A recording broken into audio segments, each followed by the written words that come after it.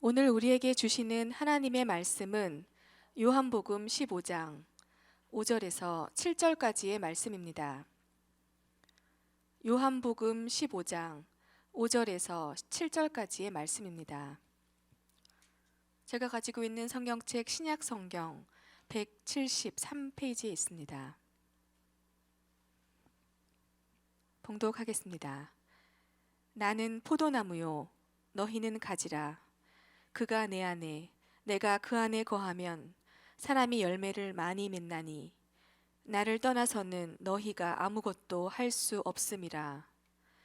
사람이 내 안에 거하지 아니하면 가지처럼 밖에 버려져 마르나니 사람들이 그것을 모아다가 불에 던져 사르느니라. 너희가 내 안에 거하고 내 말이 너희 안에 거하면 무엇이든지 원하는 대로 구하라. 그리하면 이루리라. 아멘.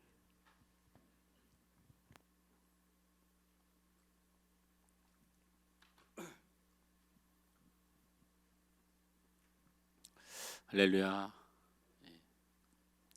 부활주일을 맞이해서 이곳에 예배하는 우리 성도님들과 또 인터넷으로 예배를 하는 모든 성도들에게 예수 그리스도의 부활이 여러분의 부활 되시길 주님으로 축원합니다.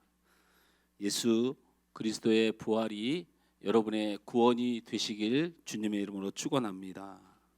예수님의 부활이 여러분의 소망과 능력이 되시길 주님으로 축원합니다. 아멘. 이 부활절을 맞이해서 왜 이 부활 주일이 날마다 드려지는 형식적인 예배일 수 없다라고 말할 수 있는가에 대해서 고민을 했고, 그렇게 종교적이고 형식적인 것을 반드시 넘어야 하는 부분이 이 부활 주일에 우리가 매년 드리는 부활 주일이지만 분명히 있다고 생각되어서 오늘 말씀의 제목을 우리 다 같이 한번 따라합니다. 부활 신앙은 무엇인가? 부활 신앙은 무엇인가? 왜 부활 신앙이 중요하냐면 부활 안 신앙인 경우도 예수님이 부활하셨을 때 일어났던 사건이라는 것입니다. 우리가 성경을 통해서 보기 전에 이단과 또 특별히 신천지 관련된 이단들이 가장 많이 주장하는 논리 중에 하나가 14만 4천이라는 숫자 또는 구원받는 숫자를 헤아린다는 것입니다. 그리고 정한다는 것이죠. 그래서 그분들의 논리가 이런 거죠. 구원받는 사람이 있고 구원받지 못하는 사람이 있다라고 말을 하면서 구원받는 숫자에 대하여 구원받는 대상에 대하여 특별히 잘못 말하고 있는 것이 이단의 가장 특징이죠. 그런데 논리는 틀리지 않아요. 성경대로 구원의 숫자, 구원의 날, 구원과 관련한 기준이 하나님의 말씀과 다르기 때문에 이단이지 사실은 논리는 다르지 않다라는 것입니다. 무슨 말이에요? 자, 예수님이 이 땅에 오신 날을 우리는 무슨 날이라고 부르죠? 성탄절이라고 부릅니다. 그런데 예수님이 이 땅에 오셨을 때 온 만백성이 기뻐했다고 했는데 온 만백성이 기뻐하지 않았습니다. 예수님이 이 땅에 오셨을 때 기뻐했던 사람은 아주 극소수였어요. 관심이 없거나 잘못된 예수를 기다리거나 오히려 예수를 죽이려 하는 사람들이 세상에 더 많았죠. 그러니 논리는 그렇다는 거예요. 이와 똑같이 부활절도 마찬가지입니다. 부활절을 위해서 우리 장로님 오늘 기도해 주시면서 온 인류가 이 부활의 기쁨을 누리고 있다고 했는데 그렇지 않습니다. 저는 기도가 틀렸다고 들렸어요. 아이고, 그런 뜻이 전혀 아니었는데 그렇게 준비하고 보니까 그 배려를 못했네요. 그런 뜻으로 말한 게 아니고 예수님이 부활하셨을 때 생각보다 조용했어요. 예루살렘뿐만 아니고 유대의 인구가 몇 명인데 500여 성도, 예수님의 부활을 확인하고 예수님의 부활을 기뻐하고 예수님의 부활을 체험한 사람들이 그렇게 많지 않았다는 것입니다.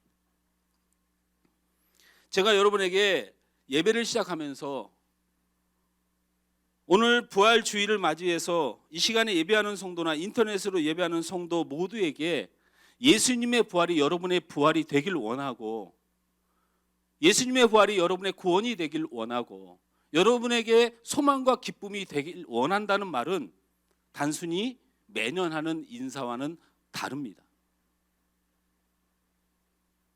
그 얼마 되지 않은 사람들, 그들이 누렸던 은혜에 대해서 얘기를 하려고 하는 것입니다. 이 시간에 이 두 가지의 사람들이 분명히 존재합니다.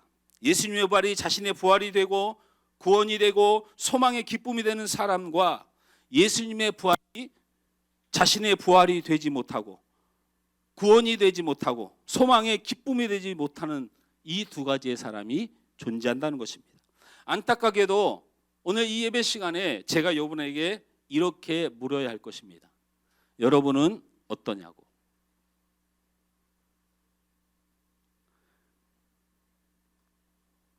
오늘 이 부활주일이 소망이 되고 기쁨이 되고 구원이 되고 감사가 되고 은혜가 되냐고 제가 여러분에게 물어야 할 것입니다. 교회가 그동안에 정했던 많은 상식들과 이야기들이 많이 깨져버렸죠. 부활주일이 2주 연기해달라는 남양주시의 요구는 그냥 나온 것이 아닙니다.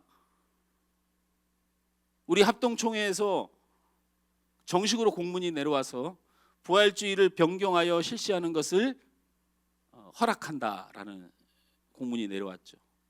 언제는 이 부활주일로 안 지켜지면 난리가 날 것처럼 그렇게 얘기하더니 이제 이 코로나 사태를 통해서 부활주일을 아무 때나 드려도 된다고 말하고 있다라는 것이죠.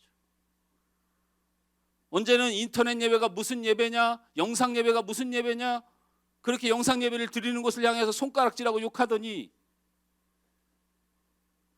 이제는 인터넷을 통해서 헌금도 하라고 한다는 거죠.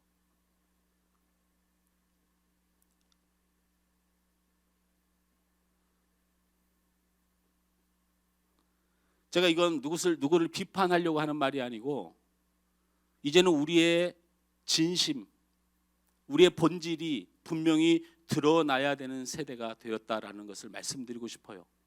형식과 부활절이, 부활주일이 나를 거룩하게 하는 것이 아니고 내가 이 부활절날, 이 부활주일날 어떤 믿음의 마음, 어떤 마음을 갖는가가 그렇게 중요해진 시대가 되었다는 것입니다. 그래서 부활신앙이라는 게 도대체 무엇이길래 우리가 어떤 것을 붙들어야 되는가에 대한 정도는 마음속으로 고백하는 것이 굉장히 중요하다라는 것입니다. 우리는 예수님의 부활에 대해서 우리는 우리의 정서를 구분할 필요가 있다는 생각이 듭니다.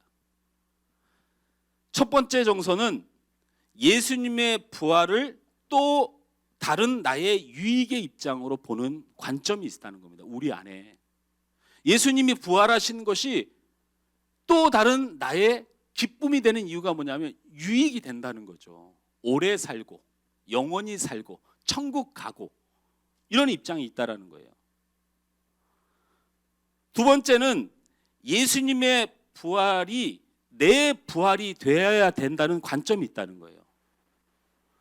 예수님의 부활과 나와 상관이 있어야 된다는 관점이 있다는 거예요.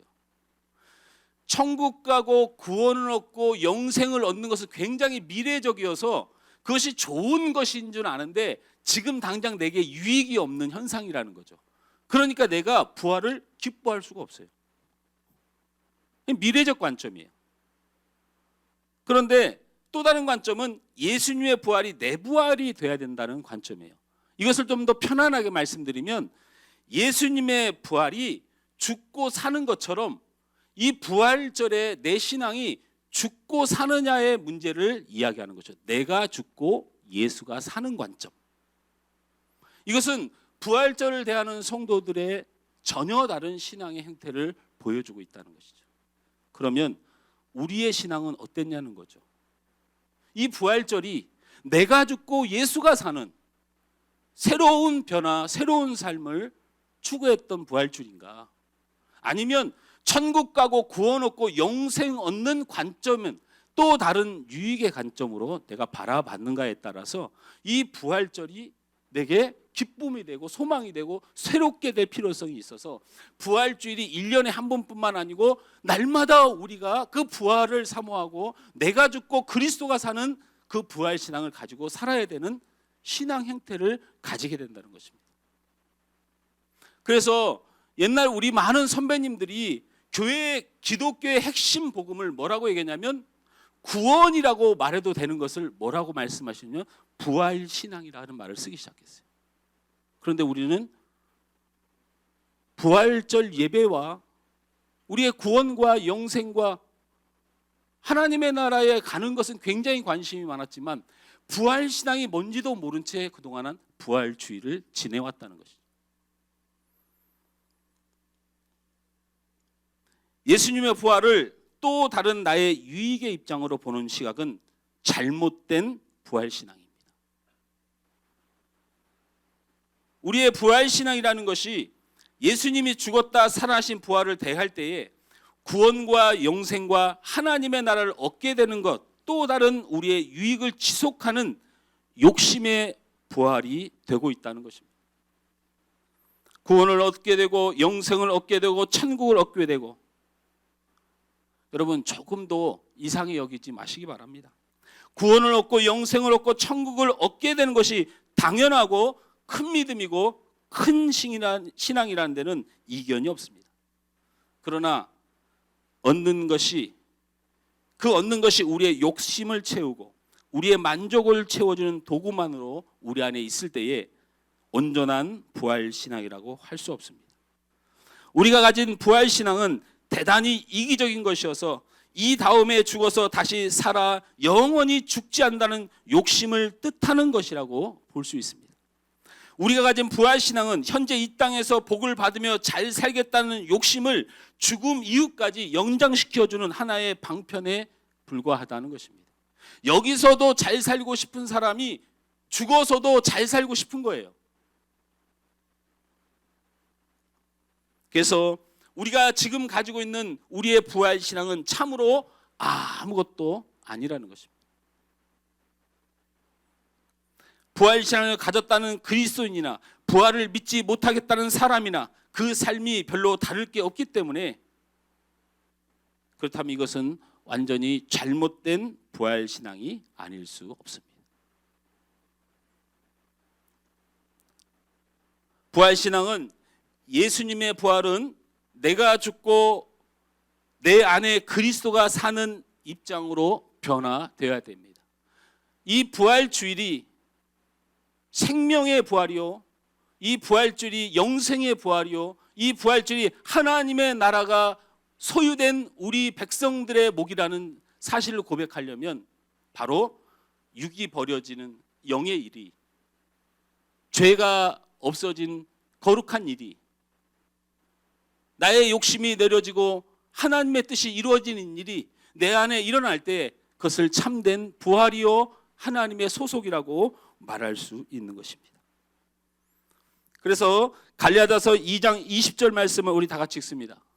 갈라디아서 2장 20절 말씀 시작.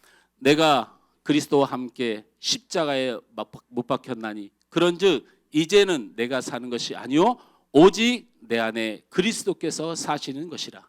이제 내가 육체 가운데 사는 것은 나를 사랑하사 나를 위하여 자기 자신을 버리신 하나님의 아들을 믿는 믿음 안에서 사는 것이라. 아멘. 이제는 내가 죽고 그리스도 예수가 사는 것, 이것이 부활신앙의 본질입니다. 그래서 예수님의 부활이 우리의 부활이 되지 못했을 때, 내가 죽지 않고 내 안에 그리스도가 살지 못했을 때 사도행전을 다시 써보겠습니다. 다시 말씀드리지만 가정하는 것입니다. 내가 죽고 그리스도가 살고 내 안에 그리스도가 살아 역사하지 못할 때 그것을 가정해서 참된 부활을 체험하지 못했을 때 사도행전을 다시 써보면 이런 일들이 벌어집니다. 제사장과 바리새인들의 박해가 두려워서 나가서 복음을 전하지 못하는 사도행전. 자기 물건을 유통하고 다 자기 욕심에 따라 사는 일이 벌어지고, 아나니아 삽비라가 하나님 앞에 많은 것을 바치긴 했지만 하나님을 속이고 하나님의 약속을 어기고 드려진 헌금도 다 숨겨져서 칭찬을 받는 일이 벌어지고, 베드로가 죽기보다도 싫고 만나기 싫었던 고넬료를 굳이 만날 필요가 없고, 로마를 비롯하여 저 이방이 굳이 구원을 받을 필요가 없어서 역사적인 사건이었던 유대의 대표의 베드로와 이방의 대표 고넬료가 만날 일이 없었을 것이고, 스데반이 죽어갈 때에 많은 기독교인들은 숨어서 저런 멍청한 놈, 예수를 믿어도 꼭 저렇게 믿어야 돼? 뭐하러 저렇게 믿어서 저 고생을 해? 라고 말했을 것이고, 초대교회 지도자들은 공회 앞에 붙들려서 한 번만 더 복음을 전하면 너를 가만히 두지 않겠다 말했음에도 불구하고, 내가 전한 것은 예수 그리스도가 우리의 죄를 사하시고 다시 살아나셔서 우리의 부활이 되심으로 우리가 영생을 얻는 일에 대하여 내가 어찌 내 입을 닫을 수 있냐고 말할 수 있는 사람이 단 한 사람도 없는 암흑의 시대를 맞이했을 것이고, 그 감옥의 갇힘과 두려움 때문에 나와서 복음을 전한 사람이 한 사람도 없는 일이 사도행전에 기록되었을 것입니다. 원수 같은 사울을 받아들여 사도보다도 훌륭하게 예수님의 제자보다도 훌륭하게 후원하고 밀고 기도해주고 지지해줬던 일은 성경에 기록되지 않아서 성경의 많은 서신서들은 사라질 것이고 신약의 절반은 없어질 것입니다.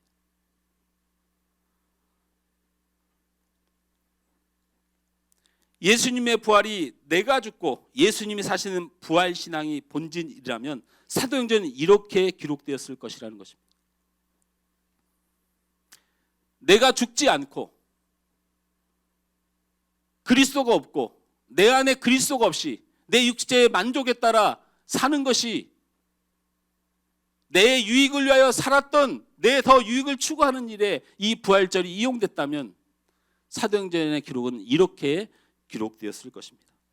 복음을 전하지 않는 제자들로, 서로 사랑하지도 관심도 없는 공동체로, 돈 좀 있다고 유세하는 공동체로, 다른 생각을 가진 사람을 정죄하는 공동체로, 애쓰고 힘쓰지 않는 공동체로, 세상에 굽신거리는 공동체로, 원수를 철저하게 미워하는 공동체로 기록되어 것입니다. 그런데 이 이야기가 낯설지 않은 일이 슬픈 일입니다. 이 이야기가 나의 모습이고 이 이야기가 오늘날 교회의 모습이라면, 이것을 부인할 수 없다면 과연 우리에겐 무엇이 없는가를 알 수 있습니다. 그것은 바로 우리 안에 부활신앙이 없다는 것입니다. 제가 좀 전에 사도행전을 다시 썼고 부활신앙이 없는 경우에 일어나는 사도행전을 말씀드린 이 일이 내가 어색하지 않고 그것이 내 모습이고 우리 한국교회의 모습이라면 내 안에 부활신앙과 이 한국교회 안에 부활신앙이 없다는 것입니다. 그러나 사도행전은 부활을 체험한 공동체의 모습을, 부활신앙의 모습을 철저하게 보여주고 있습니다. 예수님을 따르던 제자들도 예수님의 부활 이전에 다른 사람과 전혀 다를 바 없는 삶을 살았습니다.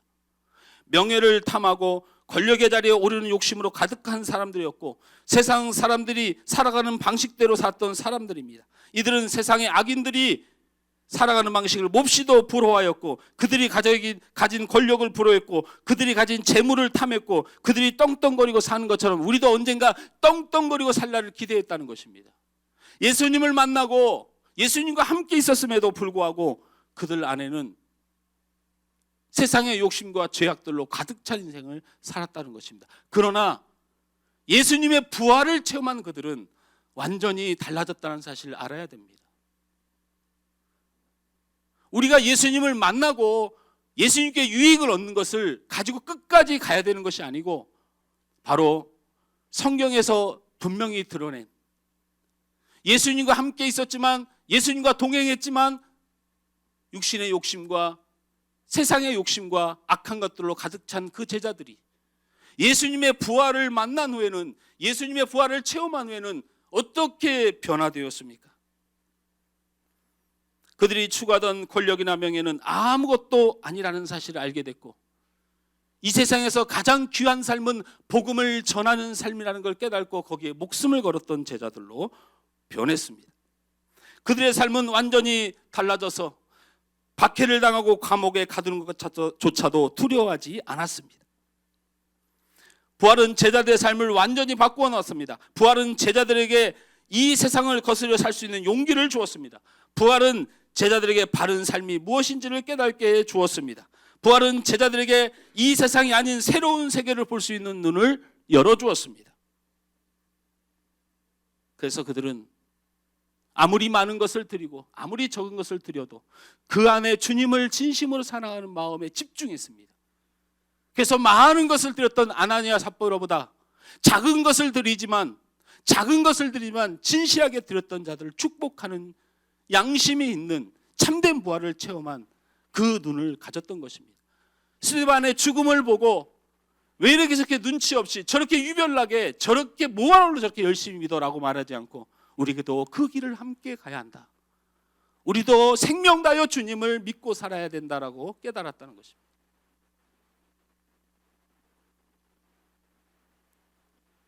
부활은 제자들에게 있어서 완전히 새로운 삶의 전환점이 되었습니다. 복음을 부끄러워하지 않는 삶, 사랑을 주는 것을 잃을까 봐 사랑을 위해 모든 것을 내어주는 삶, 드리고도 더 드리지 못해 죄송한 마음을 날마다 품고 정죄보다는 이해와 용서를 실천하며 예수님이 나를 위하여 십자가 주신 흘리신 보혈을 뜨겁게 묵상하며 다른 모든 이들을 사랑하고 이해하는 일에 최선을 다하고 세상의 힘과 물질과 권력을 얻기보다는 그리스도의 겸손과 낮아짐의 자리를 원했던 자들, 그것이 바로 부활을 경험한 부활 신앙을 바라본 참된 주님의 사람들의 모습이었다는 것입니다. 그러므로 부활 신앙이 없으면 죽어서 살아나는 것이 아닙니다. 우리가 인격적으로 그리고 우리가 조금 가진 것으로 때로는 학력적으로 때로는 내 삶의 여건상으로 우리가 부족한 것은 아무 문제가 되지 않습니다. 그러나 우리 안에 부활 신앙이 없다면 바로 이 모습이 우리 안에 있다면 우리는 살아난 것이 아닙니다. 어쩌면 예수 오심이 모든 사람의 기쁨이 될 수 없었던 것처럼 부활의 주님이 마치 모든 사람의 기쁨으로 우리가 착각하고 우리가 그동안에 부활 주일 예배를 드렸다면 내 안에 부활 신앙이 살아 역사해야만 그 부활의 기쁨에 참여할 수 있다는 사실을 잊어서는 안 됩니다. 그러므로 부활 신앙의 핵심은 바로 새로운 삶입니다. 우리 축복합시다. 인터넷 예배를 드리고 있는 옆 사람 축복하고 여기 현장에서 있는 여러분을 옆 사람을 축복합시다. 가까이 붙지는 마십시오. 멀리 떨어져서 말하십시오. 마스크는 쓰고 있어서. 새로운 삶을 삽시다. 새로운 삶을 삽시다. 오늘 성경의 본문을 부활주일임에도 불구하고 요한복음 15장 4절에서 5절 말씀을 5절에서 7절 말씀인가요? 5절에서 7절 말씀을 준비했던 이유는 제 얘기를 좀 들어보십시오. 예수님이 십자가에 잡혀 돌아가시기 전에 제자들의 발을 씻기시고 성찬 시작해서 떡을 나누시면서 나는 반드시 죽어도 살 것이고 그렇게 살아 여러분의 구원과 여러분의 생명과 하나님의 뜻을 이룰 것이니 너무 염려하지 말라고 이야기합니다. 그러나 제자들은 굉장히 두려워하고 무서워하고 걱정하고 힘들어합니다. 예수님께서 마음에 근심하지 말라. 너희가 앞으로 살아가는 원칙이 있는데 내가 포도나무고 너희는 가지니라. 포도나무가 있으면 가지는 말라지는 법이 없고 그 가지에 맺혀지는 열매들은 다 포도나무에서 공급하니 너희가 이 땅을 살아가면서 누릴 수 있는 하나님의 은혜는 나를 통하여 다 이루어질 것이다 라고 말씀한 대목입니다. 바로 이제는 부활신앙의 핵심의 말씀을 예수님이 이 요한복음 15장에 드러내고 있는 것입니다. 예수님은 포도나무요 우리는 가지의 삶입니다. 원래가 우리가 가진 삶은 운명대로 살았습니다. 그 운명이 무엇입니까? 영원한 죄인이기에 그 죄의 욕심대로 살고 죄의 열매인 사망과 영원한 지옥 형벌을 가진 운명이 원래 우리가 가진 운명이었습니다. 그러나 그렇게 가지와 같이 연약한 인생이었습니다. 그러나 우리는 포도나무에서 나온 가지가 되었습니다. 이제는 하나님이신 예수님이 우리의 나무가 되시고 그분의 힘이 우리의 힘이 되고 그분의 능력이 우리의 능력이 되고 그분이 가시는 길이 우리가 가시는 길이 된 바로 포도나무를 가진 포도나무인 예수님을 가진 마르지 않는 가지가 된 것입니다.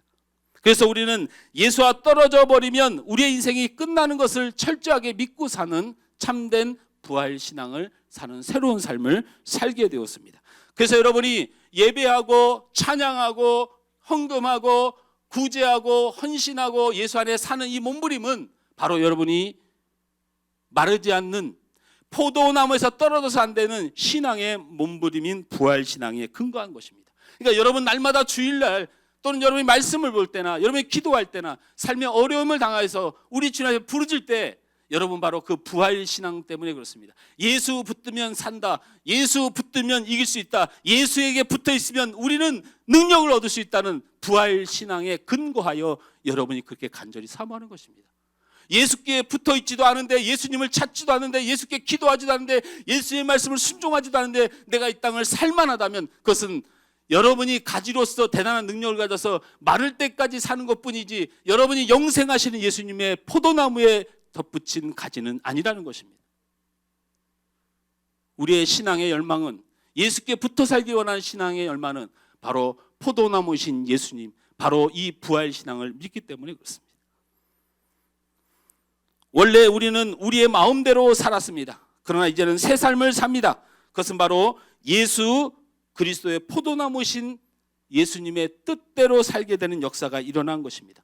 포도나무이신 예수님이 계시기 때문에 우리에게 맺혀진 열매는 포도밖에 없다는 사실을 알고 사는 사람들입니다. 하지만 우리가 포도나무의 가지가 아닐 때는 그냥 우리가 맺고 싶은 거, 우리가 원하는 것을 위해서 살았습니다.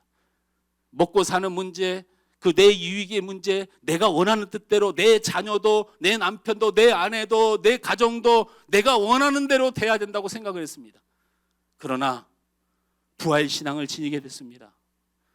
바로 우리는 포도나무의 가지라는 사실을 깨닫는 순간 우리에게 맺혀질 것은 오직 포도밖에 없다는 사실을 인정하게 되었습니다. 하나님의 뜻대로 될 것입니다. 예수님의 뜻대로 될 것입니다. 예수님의 뜻대로 되도록 힘써야 되는 삶, 바로 이 교훈 우리가 가져서 이것이 바로 우리 부활신앙의 새로운 삶이라고 말할 수 있습니다.